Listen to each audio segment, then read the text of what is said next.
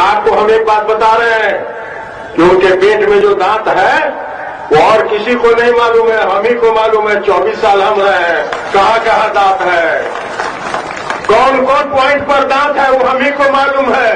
आप चिंता नहीं करिए, सर्जरी करके सब दांत बाहर निकाल देंगे और उसी के साथ बटाईदारी भी निकल जाएगा। नमस्कार, मैं हूं राहुल सिंह सोलंकी। विमर्श के इस यूट्यूब चैनल पर आप सभी का स्वागत है।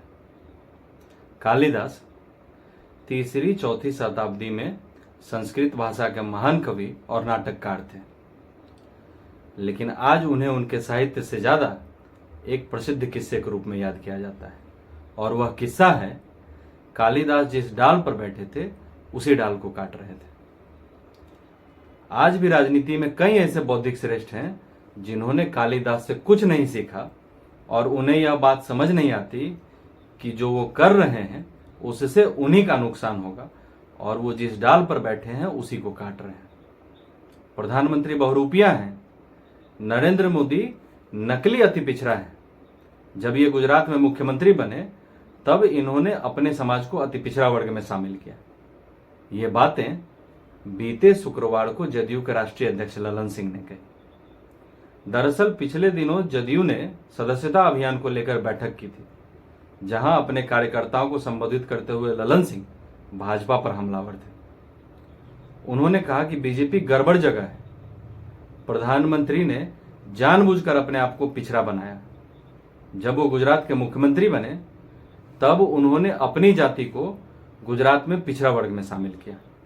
वो यहीं नहीं रुके, ललन सिंह ने प्रधानमंत्री को ढोंगी और डुप्लीकेट अति पिछड़ा भी बताया और उन्होंने प्रधानमंत्री को एक्सपोज तक करने की बात कह डाली। तो ललन सिंह जिस डाल पर बैठे हैं वो उसे ही काट रहे हैं। वो यह भूल गए कि 2019 में जो वह लोकसभा का चुनाव जीते वह प्रधानमंत्री नरेंद्र मोदी की मोदी लहर में जीते। वो शायद यह भूल गए कि 2014 में उनकी पार्टी को महज 2 सीटें मिली थी, जब नीतीश कुमार की महत्वाकांक्षा ने जदयू को अकेले चुनाव लड़ने पर मजबूर किया था। आज भी नीतीश कुमार की महत्वाकांक्षा वापस जाग उठी।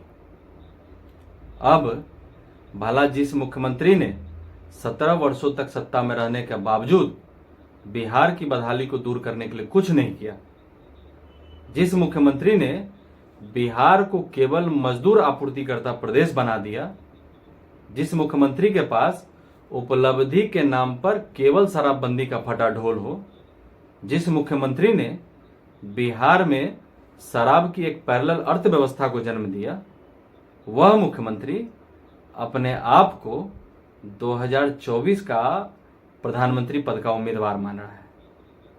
तो खैर यह अलग बात है। तो ललन सिंह कह रहे हैं कि मोदी की जो जाति है उसे बाद में पिछड़ा वर्ग में शामिल किया गया, इसलिए वो डुप्लीकेट पिछड़ा है और उन्हें एक्सपोज किया जाना चाहिए।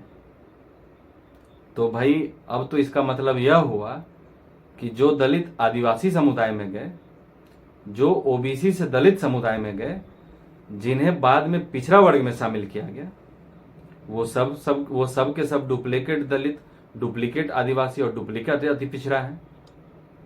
तो आपका बौद्धिक यथार्थवाद आपके घुटनों तक पहुंच चुका है।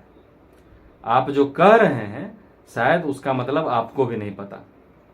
आप मोदी विरोध में पिछड़ा, अति पिछड़ा, दलित और आदिवासी समुदाय के लोगों का विरोध कर रहे हैं। आप उन पर टिप्पणी कर रहे हैं, आप उनको अपमानित कर रहे हैं। दूसरा कि ललन सिंह ने कहा कि 1979 में भाजपा ने, जो कि उस समय जनसंघ थी, उसने उस समय कर्पूरी ठाकुर की सरकार गिरा दी क्योंकि उन्होंने अति पिछड़ों को आरक्षण दिया था।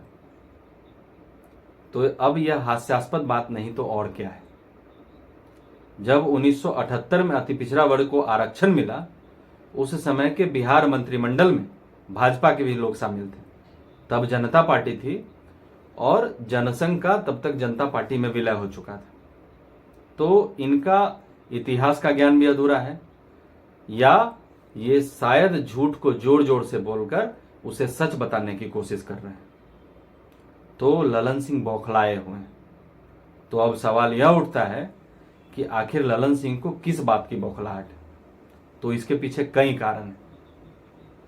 ललन सिंह जदयू के राष्ट्रीय अध्यक्ष हैं, तो शायद अब उन्हें लगने लगा है कि राष्ट्रीय अध्यक्ष होने के कारण अब उनकी गिनती भी राष्ट्रीय स्तर के नेताओं में होनी चाहिए, और उसके लिए उन्होंने राष्ट्रीय स्तर के सबसे बड़े नेता को टारगेट किया, सबसे बड़े नेता को चुना और उसका विरोध करना शुरू किया। उन्होंने विरोध का रास्ता चुना।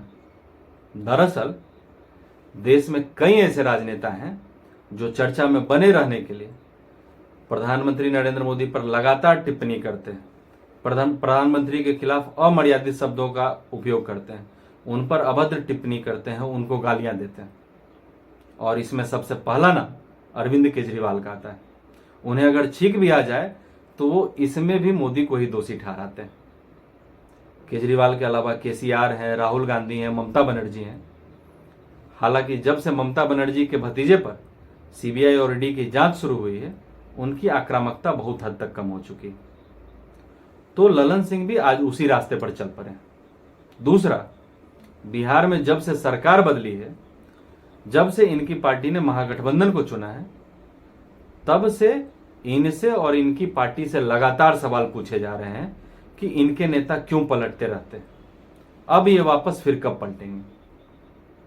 अभी 2 दिन पहले भी नीतीश कुमार ने कहा कि अब वो बीजेपी के साथ नहीं जाएंगे, लेकिन आपको याद होगा कि कैसे उन्होंने विधानसभा में कहा था कि मिट्टी में मिल जाएंगे लेकिन वापस नहीं जाएंगे, फिर वापस वो बीजेपी के साथ आए। तीसरा, ललन सिंह ने कहा कि बिहार के अलावा कहीं और अति पिछड़ा नहीं है, और वो लगातार कह रहे हैं कि भाजपा पिछड़ों और अति पिछड़ों के खिलाफ है।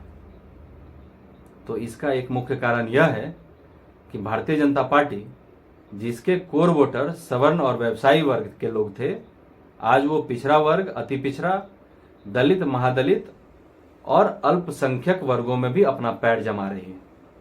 और कहीं ना कहीं बेचैनी इसी बात का है।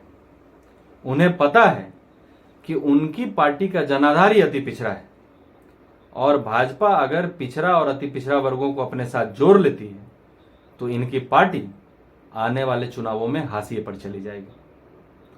तो कहीं ना कहीं इन्हें अपने वोट बैंक में सेंधमारी का भी डर है। तो कुल मिलाकर यह जो ललन सिंह की बौखलाहट है, वो आगामी चुनावों में आने वाले परिणामों का एक तरह से एग्जिट पोल है। वैसे ललन सिंह की बातों से ना तो प्रधानमंत्री मोदी को कोई फर्क पड़ेगा और ना ही बिहार की जनता पर कोई फर्क पड़ने वाला है, क्योंकि बिहार के लोग राजनीतिक रूप से काफी प्रबुद्ध हैं। बिहार के हर चौक चौराहों और चाय दुकानों पर आपको विधानसभा और संसद जैसा माहौल देखने को मिल जाएगा, जहां घंटों राजनीति पर चर्चा होती है। सब जानते हैं कि ऐसे बयानवीरों की राजनीतिक सूझता कहां तक है, ये अपनी पार्टी और अपने नेता के प्रति कितने निष्ठावान हैं। आपको बता दें कि आज जो प्रधानमंत्री नरेंद्र मोदी की जाति खोज रहे हैं, वो 12 साल पहले 2010 के बिहार विधानसभा चुनाव के वक्त अपने ही नेता के दांत खोज रहे थे। एक जनसभा में ललन सिंह ने कहा था कि नीतीश कुमार के पेट में कहां कहां दांत है वो सिर्फ हम जानते हैं, और उन्होंने जनसभा को संबोधित करते हुए यह भी कहा कि चिंता मत कीजिए, सर्जरी करके सब दांत निकाल देंगे। तब वो कांग्रेस में हुआ करते थे। तो जिनकी निष्ठा खुद के नेता और पार्टी के प्रति बदलती रहती है, उनकी बातें जनता को कितना प्रभावित कर पाएंगी। उसके अलावा अब जाकर ललन सिंह को पता चला कि भाजपा गड़बड़ जगह है, जहां उनकी पार्टी 23 सालों तक गठबंधन में थी। 23 सालों तक इनकी आंखों पर पट्टी बंधा हुआ था, 23 सालों तक इनकी आंखें नहीं खुली, ये शीत निद्रा में थे। अब जब इनकी नींद खुली तो इन्हें पता चला कि भाजपा गड़बड़ जगह है, और जहां वो गए हैं वो राजद अच्छी जगह है, जिसके जंगल राज और भ्रष्टाचार की पॉलिटिकल मार्केटिंग और एडवर्टाइजिंग इनकी पार्टी और इनके नेता लगातार किया करते थे। तो राजनीति के चरित्र की सबसे बड़ी खूबी यह है कि इसका कोई चरित्र ही नहीं होता। कल तक एक दूसरे को पानी पी पी कर कोसने वाले कुर्सी की चाहत में चरण वंदना भी करने लगते हैं और जनता सब देखती है। आज के लिए इतना ही, फिर मिलते हैं अगले अंक में किसी और विषय के साथ। तब तक के लिए इजाजत दीजिए। नमस्कार।